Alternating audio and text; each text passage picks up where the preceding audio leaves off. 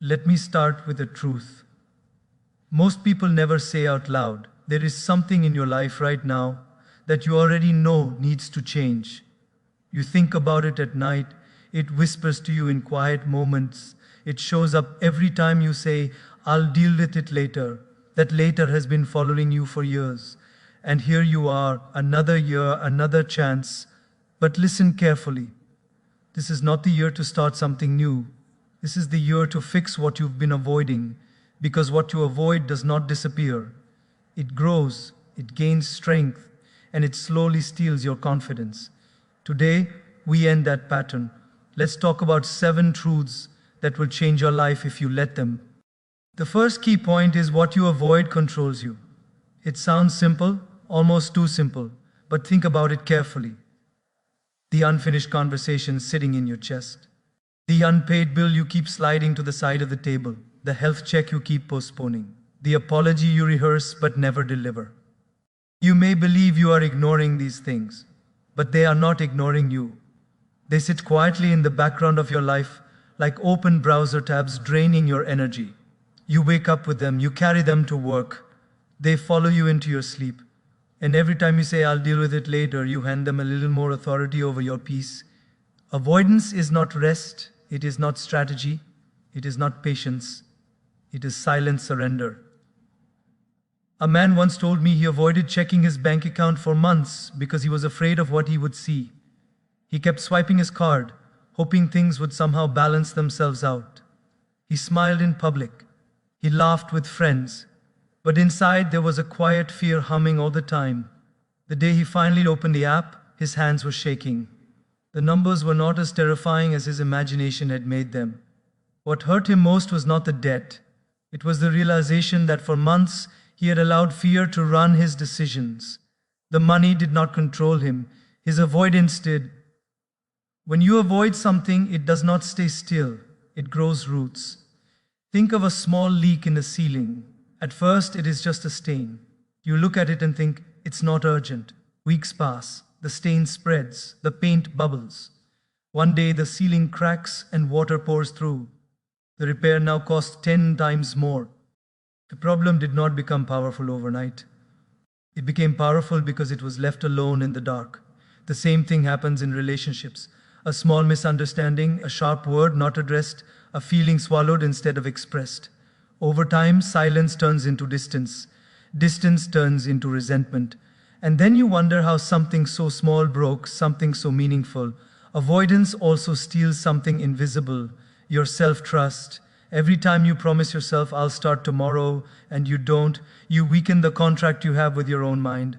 You begin to doubt your own words. A woman I met once wanted to improve her health. Nothing dramatic, just daily walks. She would set her shoes by the door every night. Every morning she would look at them and say, not today. After a few months, it wasn't just her body that felt heavy. Her confidence did too. She stopped believing herself. The day she finally walked, it wasn't about fitness. It was about rebuilding trust with herself.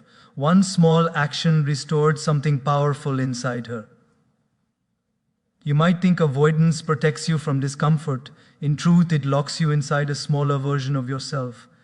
Imagine standing at the edge of a cold lake. You dip your toe in and pull it out quickly. Too cold, you say. So you stand there, shivering in the wind, watching others swim. If you had jumped in, the shock would have lasted seconds. But by hesitating, you stretch that discomfort for hours. Many people live like that, half in, half out. Not fully facing the fear, but never fully free from it either. The discomfort you avoid is often shorter than the discomfort you create by delaying it. And here is the quiet danger. What you avoid begins to shape your identity.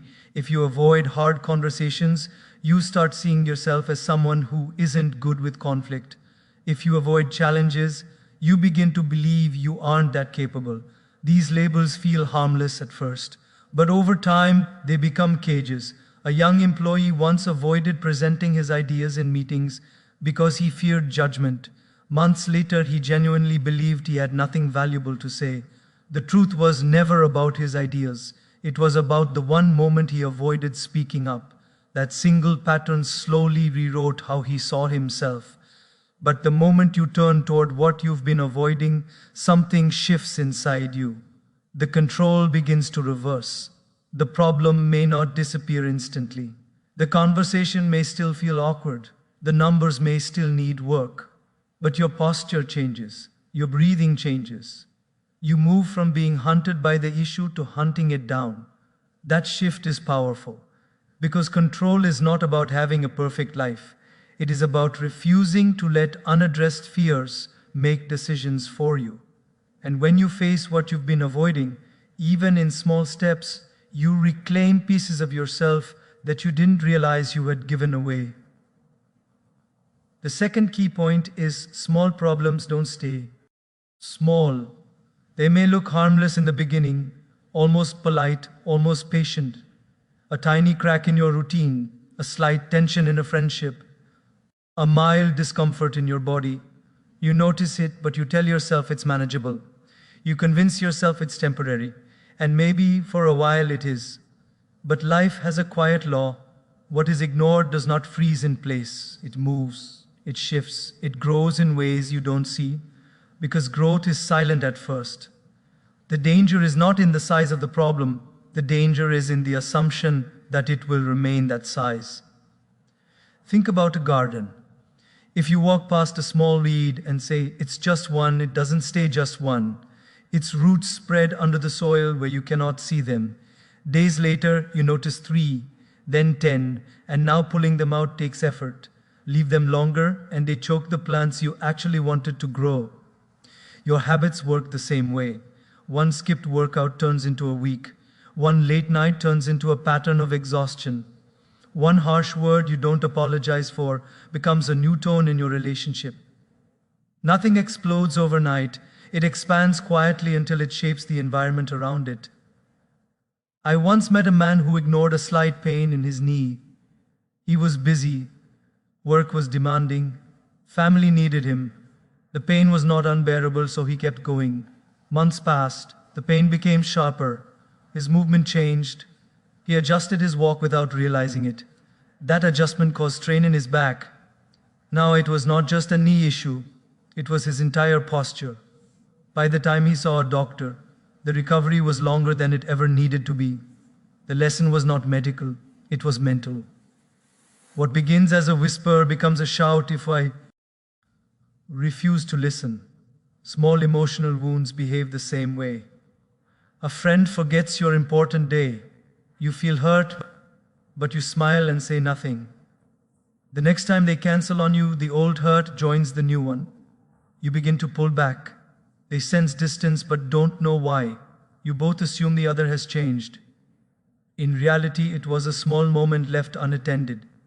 I have seen siblings stop speaking for years over something that started as a misunderstanding about a dinner invitation. It sounds almost ridiculous when you say it out loud. But silence can turn a pebble into a mountain. Financial habits tell a similar story.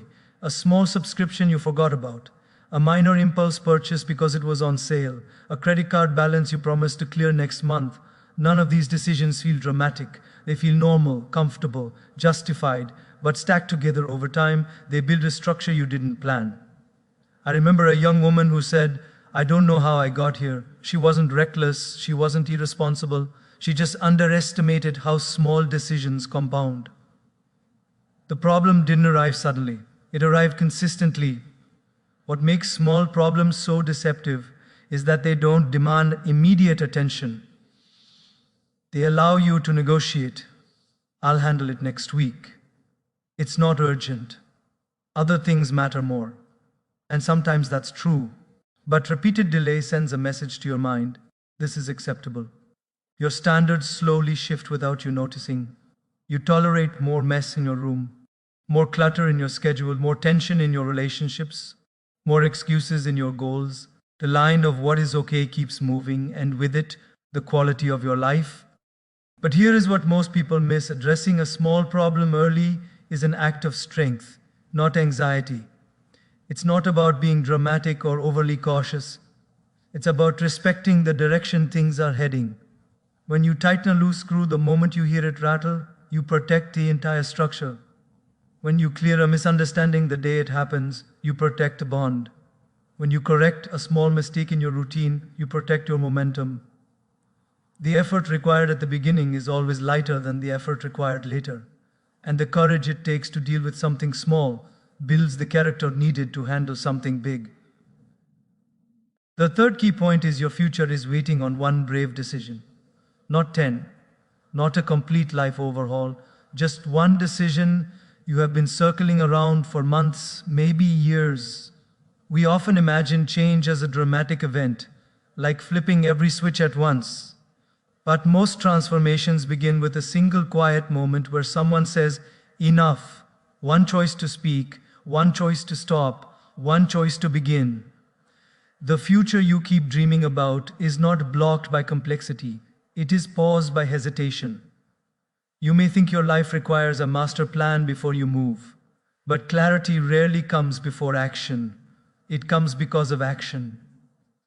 A young man once told me he wanted to change careers, but he kept waiting for the perfect time. He read books, watched videos, made notes. He gathered information like a collector, but he never sent the first application. One evening, frustrated with himself, he finally clicked submit on a single job posting. That click did not guarantee success. It did something more powerful. It broke the spell of waiting. Within weeks, doors he didn't even know existed began to open, not because he had everything figured out, but because he made one brave move. Bravery does not always look loud. Sometimes it looks like making a phone call you've been avoiding. A woman once carried tension with her father for years. Both of them were stubborn. Both believed the other should apologize first. Holidays became short. Conversations became shallow. One day, she decided she was tired of rehearsing arguments in her head. She picked up the phone. Her voice shook. She did not have a perfect speech. She simply said, "I don't want this distance anymore." That one sentence shifted years of silence. The future of their relationship was waiting on a single moment of courage. We overestimate the size of the leap and underestimate the power of the first step. Think of a massive door that looks impossible to move. You assume it requires full force, but sometimes it is unlocked. It just needs a push. The decision to start exercising does not require you to imagine yourself running a marathon. It requires you to put on your shoes today. The decision to fix your finances does not demand that you see every step ahead. It demands that you open the account and look at the numbers honestly. Courage lives in the first motion, not in the final outcome. There is also a hidden cost to delaying brave decisions. Every time you postpone them, you train your mind to choose comfort over growth. You create a habit of shrinking. A talented employee once kept quiet in meetings because she feared being wrong. She watched others share half-formed ideas confidently while she stayed silent with fully formed insights. One day, she decided to speak before her doubt could interrupt. Her idea was not perfect, but it sparked a discussion that led to real progress. Afterward, she realized the biggest risk was never embarrassment. It was remaining invisible in her own potential. Sometimes the brave decision is not about doing more. It is about letting go. A man held on to a business that had been draining him for years. It was once his dream. Now it was his burden. Pride kept him tied to it. He feared what people would think if he closed it. The brave decision was not to push harder, it was to release it. When he finally did, he felt a strange mix of grief and relief. Months later, he started something new with lessons he could only have learned through that experience. His future was not waiting for more effort. It was waiting for honesty. You don't need to see the entire staircase to take the first step. You need to decide that standing still is no longer acceptable. That decision might look small from the outside. No one may applaud it. No one may even notice. But internally, something real shifts. You stop negotiating with your fear. You stop asking for perfect conditions. You stop waiting for a sign. You become the person who moves. And when you make that one brave decision, you send a message to yourself that echoes far beyond the moment. I am not here to drift. I am here to choose. The fourth key point is discipline feels hard, but regret feels heavier. Discipline asks you for effort now. Regret charges you interest later. In the moment, discipline feels like waking up before your alarm, like turning off the show when you want one more episode, like saying no when everyone else says yes. It feels uncomfortable, inconvenient, even unfair. Regret, on the other hand, is quiet at first. It waits, it lets you relax. But years later, it sits beside you and whispers, "You knew better." Discipline is like planting a tree whose shade you may not fully enjoy today. You dig the ground, you sweat, you water it consistently. At first, it looks like nothing is happening, just a thin stick in the soil. Meanwhile, others sit in instant comfort, buying ready-made shade under someone else's tree. It looks easier, it feels easier. But 10 summers later, when the sun is harsh and your tree is strong, the value of those early mornings becomes clear. Regret is standing in the heat, remembering that you once had the chance to plant. I once met a man in his late 50s who said something I never forgot. He told me, "The hardest part of my life is not failure. It's the memory of opportunities I didn't take seriously." In his 20s, he wanted to learn a skill. He had time, he had energy, but he chose comfort instead. Now he had responsibilities, limited time, and fading energy. The skill still interested him, but the window felt smaller. His words were not dramatic, they were calm, and that calmness made them heavier. Regret does not always shout. Sometimes it speaks in quiet reflections that follow you into the night. Discipline feels like friction. It rubs against your impulses. It challenges your habits. When you decide to save money instead of spending it, it feels restrictive. When you decide to work on your health instead of scrolling your phone, it feels demanding. Your mind looks for shortcuts. It negotiates. Just today, you deserve a break, and sometimes rest is necessary. But discipline is not punishment. It is direction. It is choosing a future version of yourself over a present craving. That choice can sting in the moment, but the sting fades. The results stay. Regret works differently. It doesn't hurt all at once. It spreads slowly. It shows up when you see someone living a life you once imagined for yourself. It appears when your body reminds you of years you neglected it. It surfaces when relationships feel distant because you never invested the effort to strengthen them. Regret is not loud pain. It is quiet heaviness. It's looking back and realizing you traded long-term peace for short-term comfort. And the hardest part is knowing that at many points you had the power to choose differently. There was a young woman who dreamed of writing a book. She had ideas in her head for years. She would tell friends about it. They would encourage her. She would smile and say, "One day," that one day kept moving forward. Life got busy, work expanded, responsibilities increased. Writing required discipline, early mornings, quiet nights, saying no to distractions. She avoided that discomfort. 10 years later, she found her old notebook. The ideas were still there, but the energy she once had felt different. She didn't cry because she failed. She cried because she never truly tried. When you understand this deeply, discipline stops feeling like an enemy. It becomes a form of protection. It protects your future from becoming a collection of what-ifs. It protects your self-respect. Every time you follow through on a commitment, even a small one, you build strength that regret cannot touch. The alarm rings, and you rise. The temptation appears, and you pause. The task feels boring, and you continue anyway.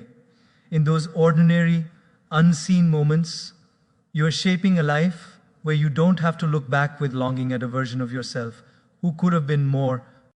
The fifth key point is, the longer you wait, the louder fear becomes. Fear rarely begins as a roar. It begins as a suggestion.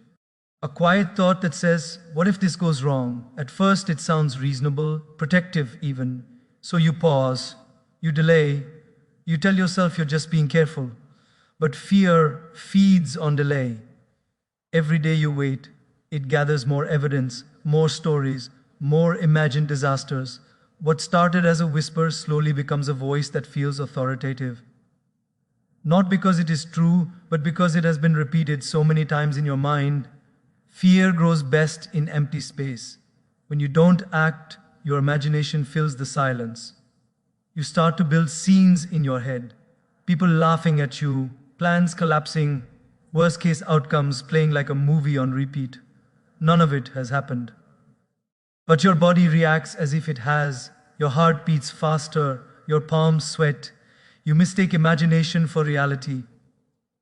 I once spoke to a young man who avoided applying for a leadership role at work. For months, he pictured himself failing publicly. When he finally applied, he learned something surprising. No one was waiting to judge him. In fact, his manager had already seen his potential. The monster he feared only existed in the delay. When you wait too long, fear begins to shape your identity. You stop saying, "I'm afraid of this." Instead, you start saying, "I'm just not that kind of person." You convince yourself you're not confident, not bold, not capable. But those are not personality traits, they are patterns formed by hesitation. A woman once avoided driving on highways after one small mistake early in her learning days. Years passed. She structured her entire life around avoiding highways, longer routes, missed opportunities, limited freedom. Her fear became a quiet architect of her lifestyle. It wasn't the road that limited her, it was the time she gave fear to grow. Fear also distorts size. The longer you stare at a shadow, the larger it appears. A simple conversation you need to have begins to feel like a courtroom trial in your mind. A small risk feels like a cliff. I remember a friend who delayed asking for a raise for over a year. In his head, he imagined being fired, humiliated, replaced. The day he finally scheduled the meeting, he barely slept the night before. The conversation lasted 15 minutes. His boss appreciated his honesty and agreed to review his performance. The reality was calm. The fear had been dramatic. But because he waited so long, he gave that fear months to rehearse its speech. There is something important to understand. Fear is not evil. It is protective by nature. It tries to keep you safe from pain, rejection, loss. But protection without perspective becomes prison. If you never step into situations that make you nervous, your world becomes smaller. You start choosing comfort over growth again and again. And slowly, without realizing it, you trade possibility for predictability. The longer you allow fear to guide your decisions, the more it convinces you that safety is the highest goal in life. But safety without expansion feels empty. The strange truth is this: fear shrinks the moment you move toward it. Not completely, not magically, but noticeably. A woman who feared public speaking once agreed to share a short message at a small community event. Her hands shook, her voice trembled, but she finished. The next time it was slightly easier. Not because fear disappeared, but because she interrupted its growth cycle. Action cuts fear at the root. Delay waters it. Every small step you take toward what scares you sends a signal to your mind: this is survivable. If you keep waiting for fear to fade before you act, you may wait forever. Fear rarely leaves on its own. It softens when you challenge it. It quiets when you confront it. The first step may feel unnatural. Your mind may scream for retreat. But with each step, the volume lowers.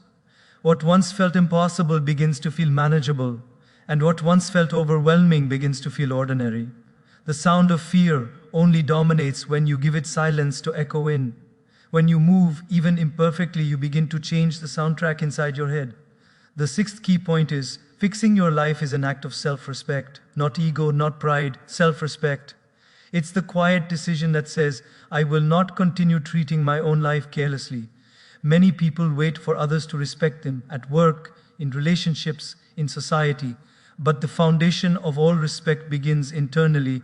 The way you handle your time, your health, your money, your boundaries. These are signals you send to yourself every single day. When you ignore problems you know you should address, you silently lower your own value. And when you decide to fix them, even slowly, you raise it. Self-respect is not loud. It doesn't announce itself. It shows up in small private choices. Closing the laptop, when you said you would, keeping the promise you made to wake up early, saying no to something that drains you. There was a man who stayed in a job where he was constantly disrespected. He complained about it to friends, but he stayed because it was familiar. One day, after a particularly humiliating meeting, he looked at himself in the mirror and realized the hardest part wasn't the boss's words.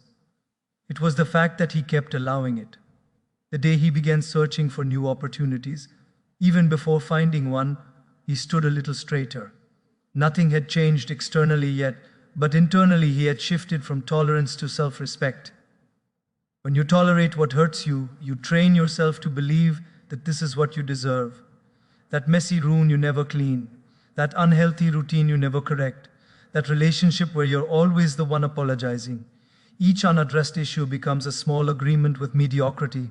A woman once told me she felt invisible in her friend group. She was always the listener, never the priority. She laughed off jokes that hurt. She told herself she was being easygoing, but deep down, she felt small. The day she calmly expressed how she felt, she wasn't being dramatic. She was practicing self-respect. Whether others changed or not, she had changed her standard. Fixing your life does not mean making it perfect. It means refusing to keep accepting what you know is wrong. It's like living in a house with a broken window. You can ignore it. You can hang a curtain over it, but cold air will still come in. Rain will still leak through.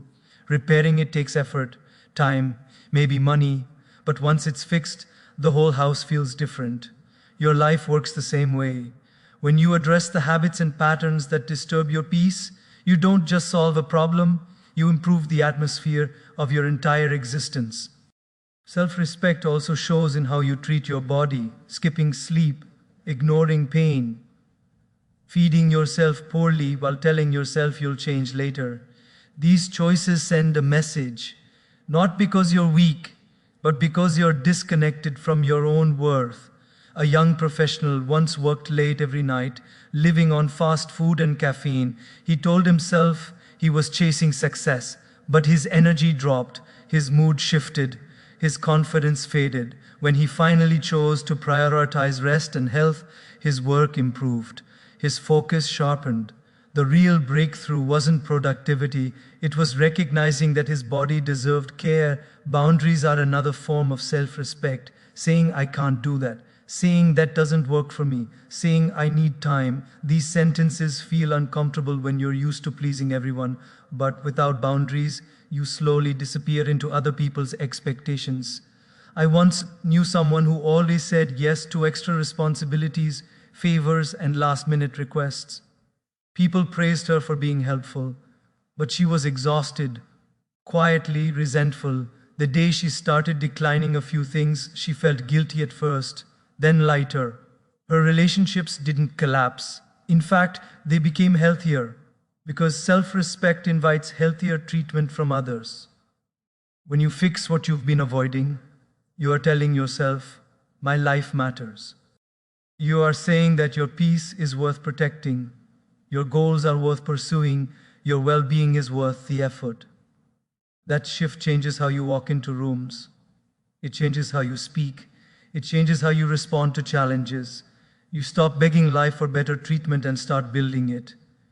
And in that quiet, steady process of cleaning up what you once tolerated, you begin to feel something powerful.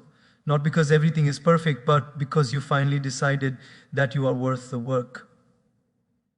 The seventh key point is this year will pass anyway. The calendar does not wait for your motivation. It does not slow down for your doubts. Whether you act or hesitate, whether you improve or remain the same, the days will move forward with quiet consistency. Think about last year. It felt long while you were inside it. There were busy weeks, slow days, unexpected problems, but now it feels like a chapter that closed quickly. The same will happen with this year. The question is not whether time will move. The question is what will move within you. Time is like a river. You can stand on the bank and watch it flow, or you can step in and choose your direction. But the river does not stop because you are unsure. I once met a man who kept saying he would start his business next year. Every January he felt a small spark of excitement. By March, routine returned. By July, excuses felt heavier. By December, he promised himself again. 5 years passed like that. One evening, he looked at old photos and realized something painful. His ideas were aging with him. Time had not betrayed him. It had simply continued as it always does. There is something both comforting and confronting about this truth. Comforting because you don't need perfect conditions to begin. Time will move regardless. Confronting because you cannot pause it until you feel ready. A woman once told me she delayed repairing her marriage because she thought things would naturally improve. Months became years. Habits hardened. Distance grew familiar. When she finally decided to work on it, she said, "I wish I had understood sooner that time was not healing us. It was settling us into patterns." Time does not automatically fix what you ignore. It simply deepens whatever direction you are already moving. You may feel young and think there is plenty of space ahead. Or you may feel older and think your best years are behind you. Both thoughts can become traps. The young postpone action because they assume they have endless tomorrows. The older hesitate because they believe it's too late. But time treats everyone equally. It keeps ticking. A 22-year-old who wastes 5 years feels the shock at 27. A 45-year-old who delays 5 years feels it at 50. The calendar does not judge. It just turns pages. Imagine yourself 12 months from now. Not in fantasy, but in reality. You wake up. It's the same room, the same responsibilities, the same mirror. What will you feel?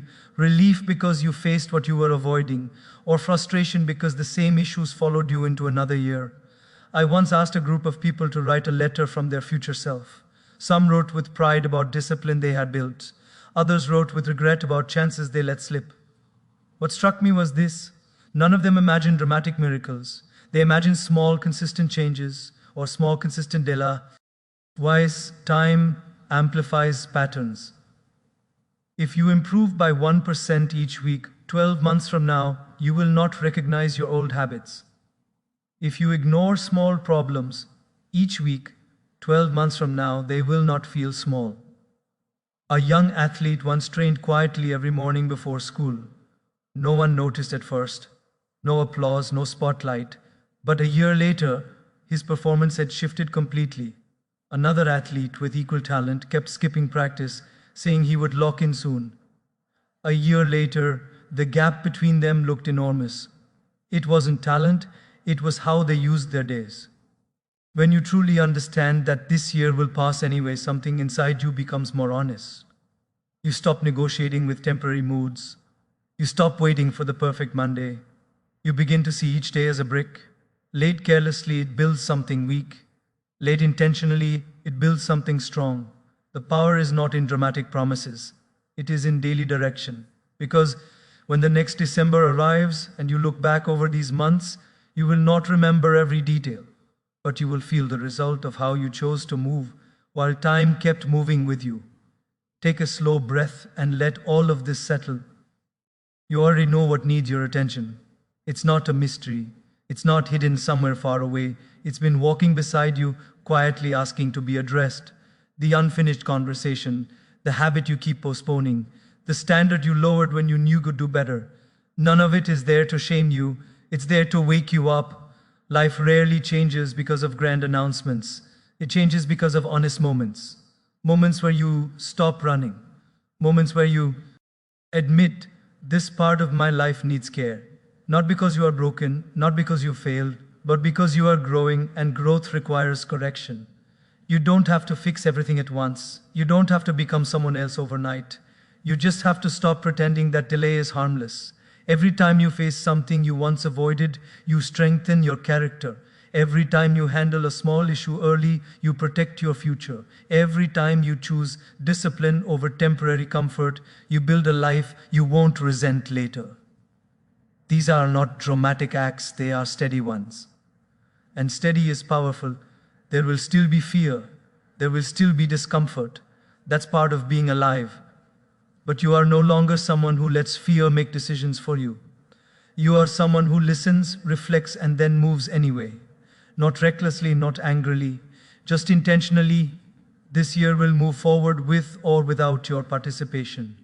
The difference is whether you move with it, whether you clean what needs cleaning, repair what needs repairing, strengthen what needs strengthening. Not for applause, not for comparison, but for peace.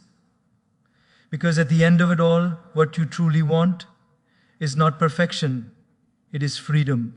Freedom from unfinished business weighing on your mind. Freedom from patterns that quietly limit you. Freedom from the version of yourself that keeps saying, one day, let this be the year that one day becomes, I handled it, not loudly, not publicly, just honestly. And when you look back months from now, may you see a person who stopped avoiding, started facing, and quietly rebuilt their life from the inside out.